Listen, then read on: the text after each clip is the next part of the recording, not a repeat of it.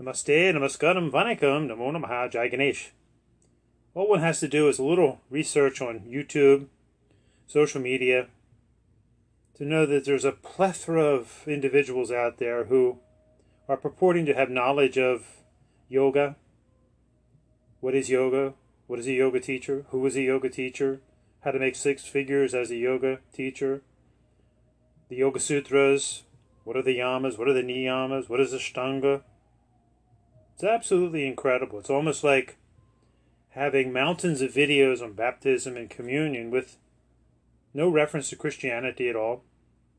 And certainly the people who are teaching it are not Christians.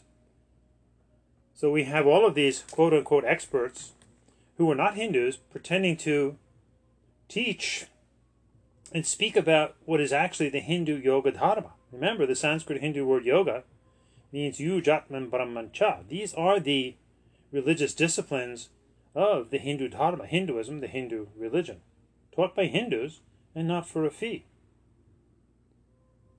And yet, how do these so-called yoga teachers seem so confident in what is actually their lack of knowledge without actually realizing it? Often, instead of answering a direct question, such as what is yoga, they will give another truthful statement like, oh, yoga makes you feel good. Yoga makes you feel relaxed. Yoga is good for the body. This is what's actually called paltering. And politicians are experts at this. It's the use of selective, truthful statements to actually mislead. When asked a question, they will often answer with a seemingly truthful answer, rather than really answering the question put to them. To palter is to babble, to bargain, to deceive, to falsify, to fib, to prevaricate. And actually, the antonym to paltering is to agree to be honest, to concur, to tell the truth.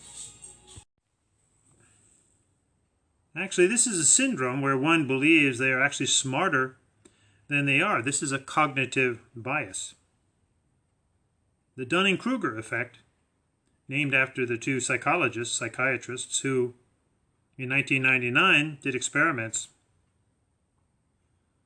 and discovered that people of low ability tend to overestimate their ability, meaning that low ability people don't possess even the skill to recognize their own incompetence. Actually, Charles Darwin recognized this in his The Descent of Man.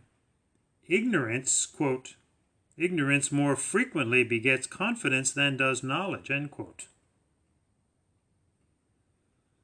And incompetent people tend to, 1, overestimate their skill level, 2, fail to recognize the skills in others, and 3, fail to recognize their own mistakes. However, when we speak of people of low ability or incompetent people, this is what's particularly puzzling, because though one may be highly skilled in one area of life, they can be totally incompetent in another, yet because of their high skill level in one level, they are unable to see their lack of knowledge in another or admit it. When it was actually discovered that those that have true knowledge of a subject area actually tend to underestimate themselves, and they're always asking new questions. So this gives an understanding of the massive spurious yoga movement, which is led by those who seem extremely confident in their lack of knowledge of the Sanskrit Hindu yoga, religious, spiritual, scientific lifestyle. And this is where the onus is also upon Hindus who have some knowledge of their own dharma, their own religion. They need to step up to the plate and counter this misinformation. How to counter this misinformation? Actually give one more knowledge in the hope, and it's a hope, that they will one day see their lack of knowledge.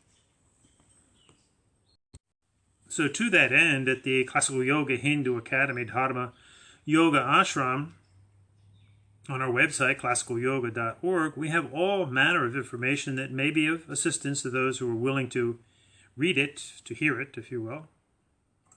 And speaking of hearing of it, we have a whole host of podcasts. If you go to Dharma Yoga Ashram in our podcast, scroll to the bottom and begin with what is yoga, as we systematically go through what is the Hindu yoga, religious, spiritual, scientific lifestyle. And it is our fervent hope that those who are simply misusing the sacred Sanskrit Hindu word yoga and basically doing stretching and relaxation exercises, that they would just get out of the yoga business and go into the stretch and relaxation business.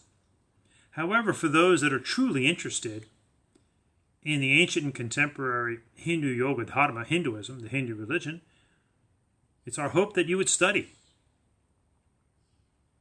And the avenues for study are innumerable, especially in today's modern age of technology. Study the Hindu yoga dharma from many viewpoints, because you will get many different viewpoints, some conflicting. And if at some point you choose to become a Hindu, well, that's open to you to do. And only then would one logically and honestly and ethically ever assume to be a teacher of the Hindu yoga, religious, spiritual, scientific lifestyle. Om Jai Ganesh, Jai Hindu Yoga Dharma.